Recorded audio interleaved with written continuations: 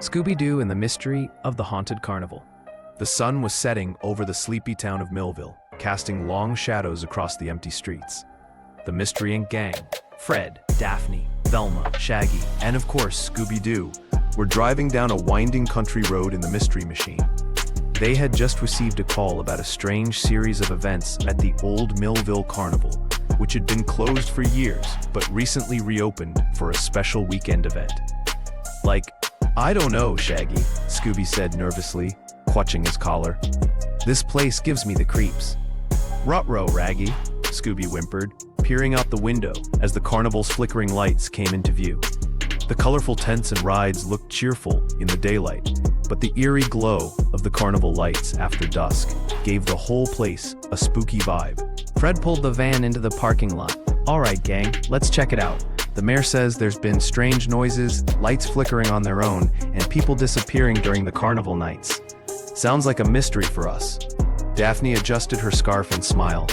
I love a good mystery, especially with a carnival theme. It's so atmospheric.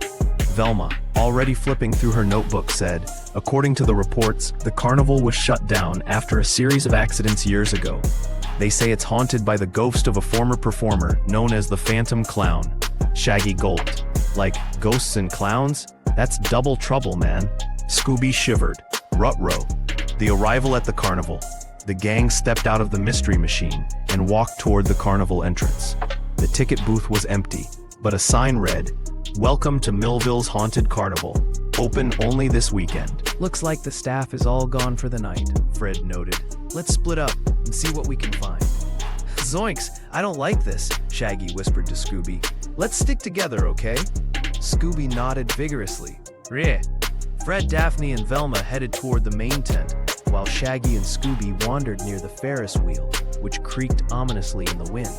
As they explored, eerie noises echoed around them. Whispers, laughter, and the occasional distant scream. The carnival lights flickered on and off, casting long shadows that danced across the rides.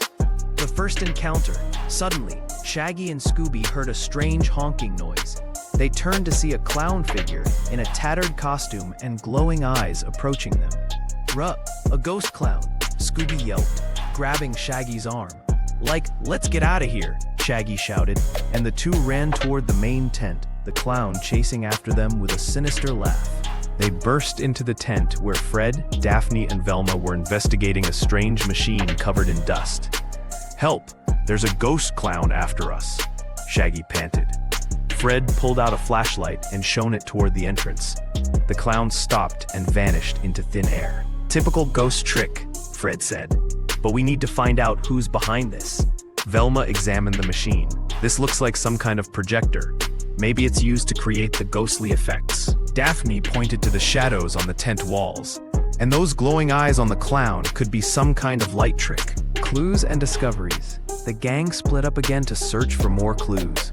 Velma found a hidden control panel behind the projector, with buttons labeled for lights, sounds, and smoke effects.